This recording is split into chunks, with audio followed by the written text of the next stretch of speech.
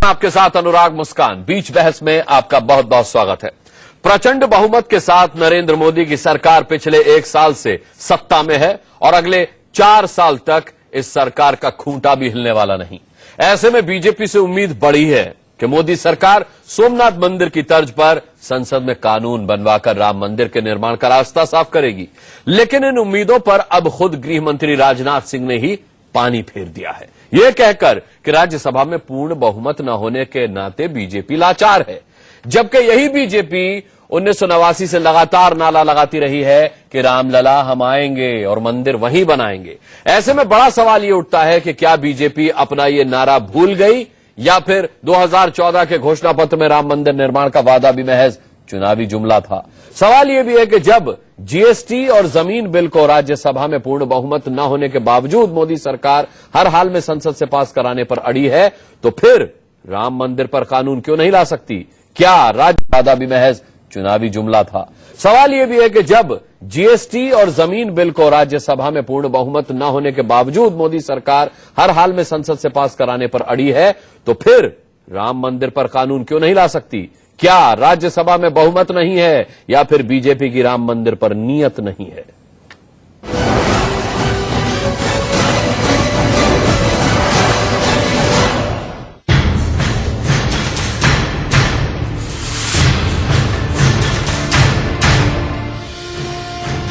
अयोध्या में राम मंदिर के निर्माण को लेकर उम्मीदों का जो गुब्बारा लोकसभा चुनाव में बीजेपी की प्रचंड जीत के साथ फूला था, उस गुब्बारे में 1 साल बाद खुद गृह मंत्री राजनाथ सिंह ने ही अब सुई चुभा दी है। सुनिए राजनाथ सिंह का ये बड़ा बयान। संविधान से कानून बना के कराएंगे। आपका वादा था। किसका वादा? किसका वादा? आपका वादा था। कानून बना मोदी जी का वादा था, सबका वादा था चुनाव में। आपको मालूम है कि कहीं भी हमारा अभी राज्यसभा वगैरह में कोई बहुमत नहीं है। राज्यसभा में बहुमत होगा तो बहुमत लाएगा। अब क्या होगा? काल्पनिक प्रश्नों का उत्तर नहीं दिया करता है। जबकि राजनाथ सिंह ने ही पिछले साल कहा था कि राम मंदिर बनाने के लिए बीजेपी प्रतिबद्ध है, बशर्ते जनता बीजेपी के हाथ में पूरी शक्ति सौंपे। राम जन्मभूमि पर ही भव्य राम मंदिर का निर्माण होना चाहिए, यह हम लोगों की प्रतिबद्धता है और हम लोगों की यह प्रतिबद्धता रहेगी। मैं तो बस इतना ही आप सबसे आशीर्वाद चाहता हूं, आप सबसे इतना ही आशीर्वाद चाहता हूं कि हम लोगों को इतनी शक्ति दें, इतनी सामर्थ्य दें, ताकि आपकी ही मनोकामना नहीं बल्कि करोड़ों करोड़ों राम भक्त उनकी मनोकामना को हम पूरा करने में एक गिलहरी की कम से कम भूमिका निभा सकें। ऐसे में ये बड़ा सवाल है कि क्या राजनाथ सिंह को उस वक्त ये बात नहीं पता थी कि लोकसभा में प्रचंड बहुमत के बावजूद 2019 तक राज्यसभा में बीजेपी बगैर बहुमत के ही रहने वाली है, या राम मंदिर का मुद्दा भी बीजेपी के लिए महज एक चुनावी जुमला ही था? भारतीय जनता पार्टी हमेशा भगवान राम को बेचती है, उसके लिए वो आस्था का सवाल नहीं है। तो आज 1 साल में जब मोदी सरकार हर मुद्दे पे पिट गई है तो उन्होंने फिर एक आग लगाने की कोशिश की है और अपनी बेबसी जाहिर की है। कल तक आप चुनाव के पहले जो कहते थे उससे आप पलट रहे हैं। गृह मंत्री अपने लोगों के आंख में धूल झोंक रहे हैं, इनको इस मसले को हल नहीं करना चाहते हैं। ये लोग दरअसल राम के नहीं है, मंदिर के नहीं है, ये लोग कुर्सी के हैं। लेकिन अब जरा बीजेपी का ये घोषणा पत्र देखिए, जिसमें किए गए वादों के सहारे ही बीजेपी केंद्र की सत्ता पर काबिज हुई। इस घोषणा पत्र में राम मंदिर का साफ जिक्र है। घोषणा पत्र में लिखा है कि राम मंदिर पर बीजेपी अपना रुख दोहराती है। संविधान के दायरे में अयोध्या में राम मंदिर के निर्माण के लिए सभी संभावनाओं को तलाशा जाएगा। लिहाजा बड़ा सवाल ये भी उठता है कि क्या राम मंदिर निर्माण पर संभावनाएं तलाशने की जरूरत भी अब बीजेपी महसूस नहीं करना चाहती? ये सवाल इसलिए है क्योंकि एनडीए की सहयोगी पार्टी शिवसेना ने दिसंबर 2014 में लोकसभा के भीतर ही कहा था कि संसद में बीजेपी सरकार के पास बहुमत होने के कारण अयोध्या में अब भव्य राम मंदिर बनाया जाना चाहिए। विश्व हिंदू परिषद ने भी दिसंबर में ही मांग की थी कि अब बीजेपी के पास पूर्ण बहुमत हासिल है, ऐसे में बीजेपी राम मंदिर का निर्माण करके अपना चुनावी वादा पूरा करे। खुद मोदी सरकार ने राज्यसभा में पूर्ण बहुमत न होने के बावजूद जीएसटी से लेकर जमीन बिल तक को संसद से पास कराने के लिए एड़ी चोटी का जोर लगा रखा है। लेकिन राजनाथ सिंह ने राम मंदिर के मुद्दे को फिलहाल ठंडे बस्ते में डाल दिया तो बड़ा सवाल ये भी जन्म लेता है कि राम मंदिर निर्माण को लेकर राज्यसभा में बीजेपी के पास बहुमत नहीं है या फिर नियत। फैजाबाद से अबुल बशर के साथ राकेश कुमार सिंह, दिल्ली, इंडिया न्यूज। चले, गंभीर मुद्दा है। बीच बहस में इस पर चर्चा के लिए हमारे साथ भारतीय जनता पार्टी के स्पोक्स पर्सन उत्तर प्रदेश के विजय बहादुर पाठक जुड़े हुए हैं। राजीव त्यागी हमारे पास साथ कांग्रेस के spokes person, Naved Siddiqui Samajwadi party के स्पोक्स पर्सन हमारे साथ होंगे। विजय शंकर तिवारी हमारे साथ स्पोक्स पर्सन विश्व हिंदू परिषद के हैं नोएडा स्टूडियो में, और चक्रपाणी महाराज हमारे साथ होंगे संत महासभा के अध्यक्ष। आप सभी का बहुत बहुत स्वागत करते हैं। और विजय बहादुर पाठक जी, इससे पहले कि डिबेट आगे बढ़ा है, आपको कुछ बयान सुनाने हैं, जरा सुनिए। बैठक शुरू होने से पूर्व मैं रामलला के दर्शन करने के लिए आया था। दुनिया भर के करोड़ों हिंदुओं का ये श्रद्धा केंद्र है और यहाँ दर्शन और पूजा अर्चन करके हमने मांगा है कि देश में जल्दी सुशासन शासन स्थापित हो और देश कांग्रेस से मुक्त हो। और ये भी प्रार्थना करी है कि हम सब मिलकर जल्दी से जल्दी यहाँ भव्य राम मंदिर का निर्माण करें और रामलला को अपने उचित स्थान पर विराजित करें। राम जन्मभूमि पर ही भव्य राम मंदिर का निर्माण होना चाहिए। यह हम लोगों की प्रतिबद्धता है और हम लोगों की यह प्रतिबद्धता रहेगी। मैं तो बस इतना ही आप सबसे आशीर्वाद चाहता हूँ, आप सबसे इतना ही आशीर्वाद चाहता हूँ कि हम लोगों को इतनी शक्ति ने, इतनी सामर्थ्य ने, ताकि आपकी ही मनोकामना नहीं बल्कि करोड़ों करोड़ों राम भक्त उनकी मनोकामना को हम पूरा करने में एक गिलहरी की कम से कम भूमिका निभा सकें। विजय बहादुर पाठक जी, मैं उम्मीद करता हूं कि एक आपके मौजूदा अध्यक्ष अमित शाह का बयान था और दूसरा तत्कालीन अध्यक्ष राजनाथ सिंह का बयान था, जो अब गृह मंत्री भी हैं, तो कतई ये नहीं समझा जा सकता कि बीजेपी के किसी छुटभैया नेता का ये बयान है और ना ही इसे हल्के में लेकर देखा जा सकता है। सवाल मेरा ये है कि क्या रामलला का मंदिर वहां बनना चाहिए जो अमित शाह ने बोला, या फिर प्रतिबद्धता की बात की राम मंदिर बनाने को लेकर के राजनाथ सिंह ने उस वक्त अध्यक्ष रहते हुए, तो ये दोनों की तरफ से एक जुमला था या ये काल्पनिक था? क्योंकि कल राजनाथ सिंह ने कहा है काल्पनिक सवालों के उत्तर नहीं दिए जा सकते।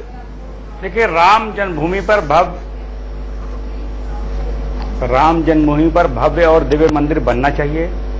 राम जिन लोगों के लिए राजनीति का मुद्दा होंगे, हमारे लिए वो आस्था। नवासी से क्या दूसरे नवासी का इंतजार कर रहे हैं? बनने की बात पूर्ण बहुमत की सरकार है पाठक जी आपकी, और आज भी हमारी प्रतिबद्धता है। अरे कहाँ है? अब तो काल्पनिक प्रश्न हो गया ये पत्र का जिक्र किया पाठक जी, अब तो काल्पनिक प्रश्न हो गया ये। कल राजनाथ सिंह ने कह दिया ये काल्पनिक संविधान के दायरे में रह करके, और जो अमित शाह जी का देखिए, जो अमित शाह जी का आप बयान सुना रहे हैं, वो पार्टी के जब राष्ट्रीय महासचिव थे, उत्तर प्रदेश के प्रभारी थे, राम जन्मभूमि पर रामलला का दर्शन करने के बाद ये सवाल हुआ। कल आदरणीय राजनाथ जी भी गए थे और राजनाथ जी से जब ये सवाल हुआ तो उन्होंने एक परिस्थिति बताई, और इसमें कोई तथ्य गलत है क्या राज्यसभा में भारतीय जनता पार्टी पर बहुमत है?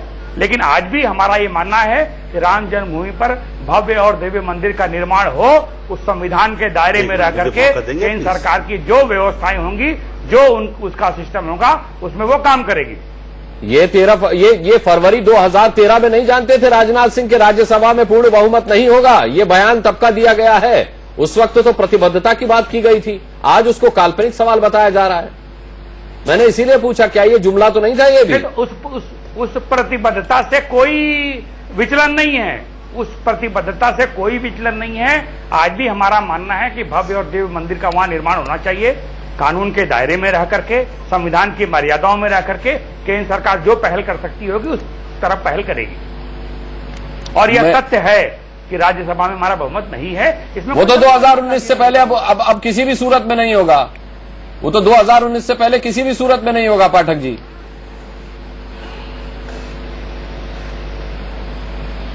देखिए, राम जन्मभूमि पर मंदिर निर्माण की जो प्रक्रिया है जो है कोर्ट से हुआ है, मामला कोर्ट में है, परिस्थिति है और राम तारनहार हैं, पालनहार हैं। राम राजनीति के मुद्दा नहीं है, राम आस्था का विषय है और राम जन्मभूमि पर भव्य और दिव्य मंदिर बनेगा। परिस्थितियां इस तरह की का निर्माण होंगी, ये हमारी कल्पना है, हमारा विश्वास है। और नहीं, ठीक है। राजीव त्यागी, जीएसटी और जमीन बिल को लेकर के भी तो राज्यसभा में बहुमत नहीं है, लेकिन सरकार एडामेंट है, सरकार अड़ी है कि नई साहब लाएंगे, बदलावों के साथ लाएंगे, तो क्यों नहीं राम मंदिर के मुद्दे पर भी ले आती है? क्या क्या मजबूरी क्या है? अब काल्पनिक प्रश्न क्यों लग रहा है राजनाथ सिंह को? देखिए, भगवान राम के मंदिर को आप उद्योगपति को नहीं दे सकते उद्योगपतियों के हाथ में नहीं दे सकते चीजों को।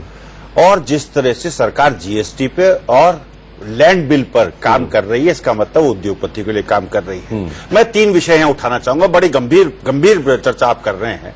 पहला विषय तो यह है कि भारत में संविधान है, भारत में कानून है, उसके हिसाब से निर्णय होते हैं। दूसरा विषय यह कि भारतीय जनता पार्टी के नेता या तो उस वक्त संविधान के बारे में नहीं जानते थे या कानून के बारे में नहीं जानते थे। आज इस कानून के संविधान की दुहाई भारतीय जनता पार्टी के नेता दे रहे हैं। इसका मतलब इन्होंने निश्चित रूप से इमोशनल अत्याचार करने का काम किया उन जासूस जनमानस पे जिन्होंने भगवान राम के नाम पर भारतीय जनता पार्टी को वोट करने का काम किया। तीसरा विषय जो है यहाँ पे ये है कि सौगंध राम की खाते हैं, मंदिर वही बनाएंगे, लेकिन नारा पूरा ये है कि सौगंध राम की खाते हैं, मंदिर वही बनाएंगे, टाइम नहीं बताएंगे, जनता को ऐसे ही बेवकूफ बनाएंगे तो और हर बार सत्ता का लालच करते चले जाएंगे। काल्पनिक सवाल बता दिया भाई राजनाथ सिंह जी ने इसको। नहीं, काल्पनिक सवाल इसलिए बताया, देखिए उन्होंने कि निश्चित रूप से देखिए कोर्ट ने निर्णय दे दिया है कि 2/3 धरती जो है वहां की निश्चित रूप से भगवान राम के मंदिर के भव्य निर्माण के लिए दे दी जाए। कांग्रेस पार्टी का ऑफिशियल स्टैंड हमेशा ये रहा है और मैं कहना चाहूंगा प्रत्येक नागरिक से जो मुझे सुन रहा है आज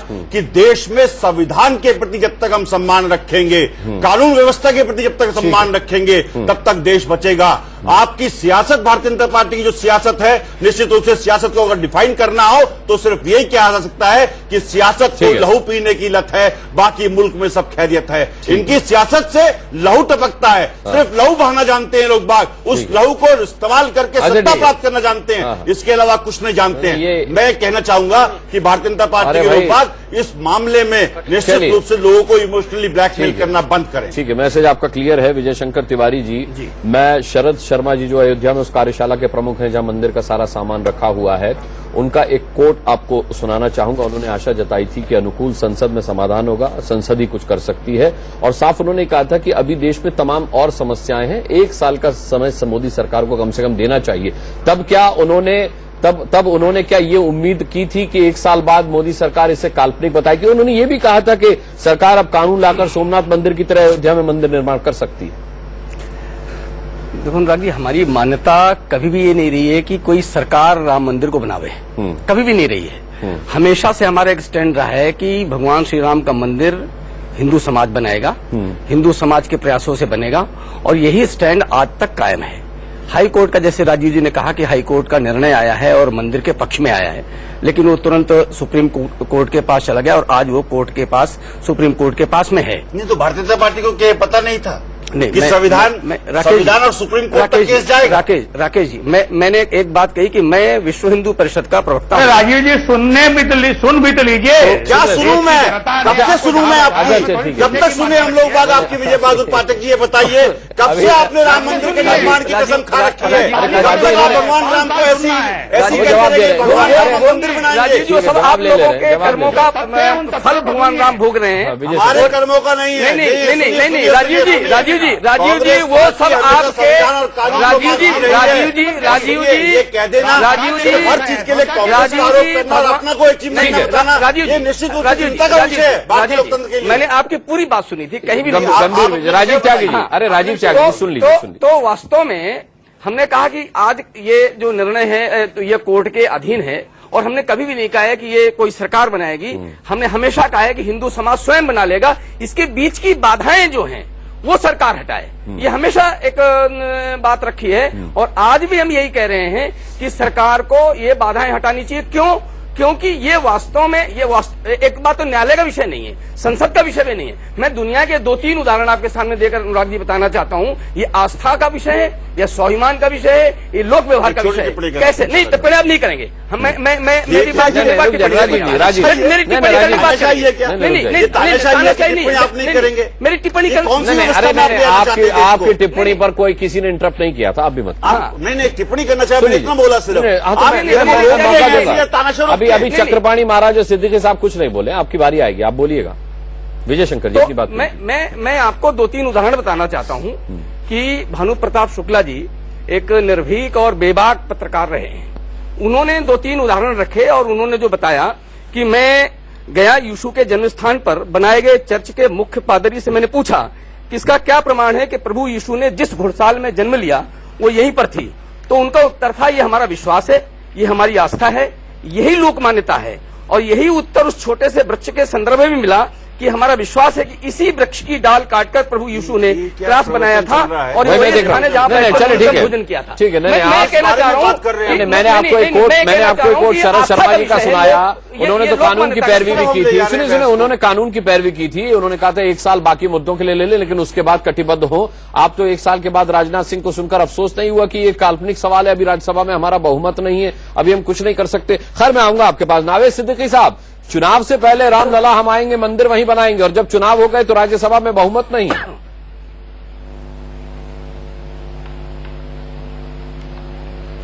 देखिए, एक बहुत खूबसूरत सा गाना था अभी फिल्म का कि तेरा इमोशनल अत्याचार। ये इस वक्त मुझे याद आ रहा है क्योंकि लोगों के साथ इस वक्त ये इमोशनल अत्याचार ही किया जा रहा है। और हम देखिए, एक बहुत खूबसूरत सा गाना था अभी फिल्म का कि तेरा इमोशनल अत्याचार। ये इस वक्त मुझे याद आ रहा है क्योंकि लोगों के साथ इस वक्त ये इमोशनल अत्याचार ही किया जा रहा है। और हमारे मुख्यमंत्री जी आदरणीय श्री अखिलेश यादव जी हमेशा यही कहते हैं कि ये भारतीय जनता पार्टी जो है ये बहुत चालू पार्टी है, बहुत चालाक पार्टी है और लोगों के इमोशंस के साथ खेलना जानती है बहुत अच्छी तरह से। तो जो ये मुद्दा लेके आए थे, जिस मुद्दे पे इनकी बुनियाद पड़ी हुई है, भारतीय जनता पार्टी की बुनियाद काहे पे सिर्फ इसी मंदिर के ऊपर है कि मंदिर निर्माण आप सुन लीजिए पूरी बात। अब आप जब बोल रहे थे तो मैं नहीं बोल रहा था, अब आप जब बोल रहे थे मैं नहीं बोल रहा था, मैं सुन रहा था। बोलिए। तो जरा पेशेंस रखिए, दूसरे को भी सुन लीजिए। तो मैं ये कह रहा हूँ कि ये मुद्दा जो है ये लेके आई थी, लेकिन इनको मालूम है भारतीय जनता नहीं, वो तो मैं आपको बता रहा हूं, वो तो आप सुन लीजिए। आपके पास यही एक मुद्दा है और इस मुद्दे को अगर मंदिर बना देंगे, सारी दुनिया जानती है, लोग भी समझ रहे हैं कि भाई अगर ये मंदिर बना देंगे तो भारतीय जनता पार्टी के पास फिर बचेगा क्या। आज उत्तर प्रदेश में घर वापसी का जो चीजें हो रही हैं, ये भारतीय जनता पार्टी के जितने अलायंस हैं, जितने भी इनकी जुड़ी हुई है, चाहे वो विश्व हिंदू परिषद हो, चाहे हिंदू महासभा हो, कि भाई घर वापसी करो, इधर लाओ, ये तो एक तरफ, ये दूसरी तरफ उस चीज को जिंदा रखे हुए हैं, मंदिर वाली चीज को, धर्म की चीज को जिंदा रखें, और दूसरी तरफ ये कहते हैं कि नहीं हम 1 करोड़ 125 करोड़ लोगों के विकास की बात करते हैं। हमारे साथ मैं 125 करोड़ लोगों को लेकर चल रहा हूं, आपके प्रधानमंत्री भी कहते हैं, चाहे राजनाथ जी भी कहते हो। तो ये देखिए 2 फेज, डबल फेज पार्टी है। इस पार्टी के 2 मुंह हैं और ये पार्टी बहुत खतरनाक पार्टी है, ये कुछ भी करा सकती है। तो अभी ये जब बहुत अच्छी बात आपने अभी बात कही थी मुस्कान भाई, आपने एक बात कही थी मस्तान भाई कि इन्होंने जब ये वाले बिल की बात हुई थी, लैंड एक्विजिशन बिल की बात, तब इन्होंने राज्यसभा का जिक्र नहीं किया और अब इन्होंने लोगों के जज्बात से खेलने के लिए इस बड़े सवाल को, बताइए मंदिर जैसी चीज, पाक चीज, भाई आप तभी हम कह रहे हैं कि नियत नहीं है या बहुमत नहीं है। ठीक है चक्रपाणी महाराज, बड़े अफसोस आप तो अतिरिक्त कोशिश भी कर रहे हैं, आउट ऑफ कोर्ट आप सेटलमेंट के मूड में है, महंत ज्ञानदास के साथ आपके प्रयास चल रहे हैं। राजनाथ सिंह जब ये कहते हैं कि मंदिर बनाने का मुद्दा एक काल्पनिक सवाल है, तब क्या आपके प्रयासों को ठेस पहुंचती है? देखिए, हम लोग अभी अयोध्या जी में बैठक किए थे पिछले दिनों, आपको पता है, और उसके बाद जिसमें 6-7 पक्षकार आए थे, जो पूरे 17 हैं, जिसमें 7 लोग इकट्ठे हुए, जिसमें हिंदू मुसलमान सब थे। और उसके बाद हम राजनाथ सिंह जो देश के गृह मंत्री हैं, उनसे हम जाकर के मिले उसी विषय पे और उससे पूरी चर्चा की, ज्ञापन भी मैंने दिया कि राम जन्मभूमि में भव्य मंदिर का निर्माण हो, दूसरी फास्ट ट्रैक कोर्ट की तत्काल स्थापना की जाए ताकि उसके मार्ग प्रशस्त हो। उस पर उन्होंने पूरी आश्वासन दिया और बोला कि 2016 तक चूंकि राज्यसभा में पूर्ण बहुमत हो जाएगा अपनी राज्यसभा में, उसके बाद निश्चित रूप से इस पे कार्रवाई करेंगे। तो हमें मतलब झूठ बोल रहे थे वो, आपके कहने का मतलब ये प्रकार के मात्र मुद्दे रह जाएंगे, क्योंकि अगर ये मात्र मुद्दा मुद्दा अगर बनेगा तो ये समझ लीजिए कि देश की जनता माफ जिस तरह करने वाली बच्चों को नहीं है। लॉलीपॉप दी जाती है, ये लॉलीपॉप दे रहे हैं, इस मुल्क की आवाम को लॉलीपॉप दी जा रही है। एक मिनट सिद्दीकी साहब, चक्रपाणी जी तस्वीर साफ कीजिए, क्या आपको 2016 का आश्वासन दिया गया था? देखिए ऐसा है, देखिए नहीं, बिल्कुल एकदम दिया गया और काफी संपर्क में है। और फिर अभी हमारी अयोध्या जी में बैठक है और बैठक के बाद पुनः मिलने की हमारी बात है और उसके बाद नरेंद्र मोदी जी से भी मिलने की। तो आपने सवाल नहीं उठाया कि 2019 तक तो राज्यसभा में बहुमत रहेगा नहीं, तो 2016 में कैसे होगा? आपको आश्वासन किस आधार पर दिया गया है? देखिए ये तो मैं नहीं जानता, देखिए ये मैं नहीं बात जानता, लेकिन जो उन्होंने कहा कि 2016 में बहुमत हो जाएगी अपनी, और स्वामी जी उसके बाद केंद्रीय कानून भी गोरक्षा पे बनेगा और राम मंदिर पे भी आप बेफिक्र रहिए, उससे पूरी हम आपके जो भी आप लोग प्रयास कर रहे हैं निश्चित रूप से उस पर हम खड़े उतरेंगे और हम पूरा सहयोग करेंगे। और ब्रेकिंग चलवा दूं, आप लोग लगे हुए चक्रपाणी महाराज, ब्रेकिंग चलवा दूं, राजनाथ सिंह ने आपसे कहा था 2016 तक बहुमत हो जाएगा। बिल्कुल चलवाइए। उसके बाद मैंने बयान भी दिए थे, पेपर में भी छपे थे। तो सवाल इस बात का है कि मोदी जी भी या राजनाथ जी भी जानते हैं कि ताकत उनमें नहीं हिंदुत्व में है। तो सवाल इस बात का, ये सरकार बनी है, जीत हिंदुत्व की हुई है, तो किसी भी तरीके से हमें नहीं लगता कि इस तरह से खिलवाड़ करेंगे और मात्र मुद्दा बने रहे। अब तो देखिए सबसे सौभाग्य की बात यह है कि हमारे कांग्रेस के भाई है, चाहे समाजवादी पार्टी के भाई है, सब चाहते हैं कि मंदिर बने। विजय बहादुर पाठक साहब, चक्रपाणी महाराज कह रहे हैं कि खिलवाड़ हो रहा है, ये न केवल हिंदुत्व की भावना के साथ बल्कि रामलला की आस्था के साथ भी। आश्वासन दिया चक्रपाणी महाराज को, वो भी राजनाथ सिंह ने 2016 में बहुमत हो जाएगा। अनुराग, क्या खेल खेल रहे हैं आप लोग? अनुराग, ये हिंदुत्व की भावना के साथ कोई खिलवाड़ नहीं हो रहा है। अरे आपके हिसाब से थोड़ा ही चलेगा। और दिव्य मंदिर चक्रपाणी महाराज में रहकर यह मोदी ये शब्द चक्रपाणी महाराज ने बोले हैं के बीच में प्रयास करेगी और हम लगातार इस बात का प्रयास करेंगे। अरे क्या प्रयास करेंगे आप? 89 से प्रयास चल रहे हैं। पाठक जी कहते पे सोच तो लीजिए, प्रयास से एक कदम आगे भी नहीं बढ़े आप। अब तो आप प्रयास से एक कदम आगे बढ़कर ये करें कि ये सवाल ही काल्पनिक है। 89 से प्रयास कर रहे हैं। हाई कोर्ट ने फैसला दिया, जिस हाई कोर्ट ने फैसला दिया उसी। अरे तो आप चक्रपाणी महाराज को आश्वासन किस भरोसे पर दे रहे हैं? आप चक्रपाणी महाराज को 2016 किस आधार पर कोट कर रहे हैं? लॉलीपॉप उत्तर प्रदेश में दे रहे हैं नावे सिद्दीकी जी। चक्रपाणी महाराज को लॉलीपॉप क्यों दे दिया? के भरोसे सरकार कर रहे हैं। चक्रपाणी महाराज को लॉलीपॉप क्यों दे दिया आपने 2016 का? देखिए जो परिस्थितियों का निर्माण हो रहा है, भव्य और दिव्य मंदिर बनेगा। अरे बेकार की बात आप कर रहे हैं। मैं कब इनकार कर रहा हूं कि नहीं बनेगा, लेकिन कब बनेगा ये आप तारीख बताते हैं। बनेगा।